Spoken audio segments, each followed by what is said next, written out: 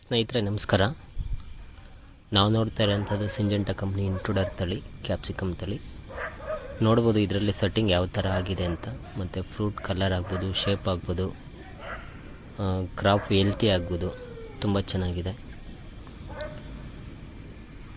Intruder ತಳಿಗೆ ಸ್ವಲ್ಪ micronutrients ಹೆಚ್ಚಾಗಿ ಕೊಡಬೇಕಾಗುತ್ತೆ. ಮಳೆಗಾಲದಲ್ಲಿ ತುಂಬ ಚೆನ್ನಾಗಿ ಬರುತ್ತೆ.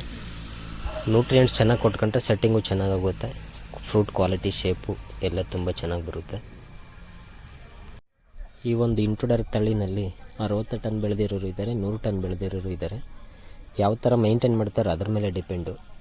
ನೀಟಾಗಿ ಮೇಂಟೈನ್ ಮಾಡಿಕೊಂಡು, ರೋಗ ಏನು ಬರ್ದಂಗೆ ಕಾಪಾಡಿಕೊಂಡು, ನ್ಯೂಟ್ರಿಯೆಂಟ್ಸು, ಫರ್ಟಿಲೈಸರ್ ಕೊಟ್ಕೊಂಡು, ಕೆಮಿಕಲ್ ಚೆನ್ನಾಗಿ ಸ್ಪ್ರೇ ಮಾಡಿಕೊಂಡ್ರೆ 1 ಎಕರೆನಲ್ಲಿ ಮಿನಿಮಮ್ 50ರಿಂದ 80, 100 ಟನ್ ತನಕ ಆರಾಮಾಗಿ ಬೆಳಿಬೋದು ಅಂತ ಹೇಳೋಕ್ಕೆ ಇಷ್ಟಪಡ್ತೀನಿ.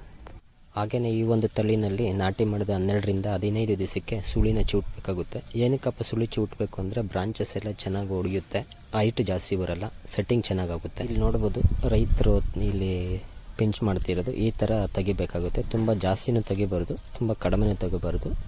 ಸುಳಿಯಲ್ಲೇ ಮಾತ್ರ ಚೂಟಬೇಕಾಗುತ್ತೆ. ಚೂಟಿ ಒಂದು ಫಂಗಿಸೈಡು, ಒಂದು ಮೈಕ್ರೋನ್ಯೂಟ್ರಿಯೆಂಟು ಸ್ಪ್ರೇ ಕೊಡಬೇಕಾಗುತ್ತೆ.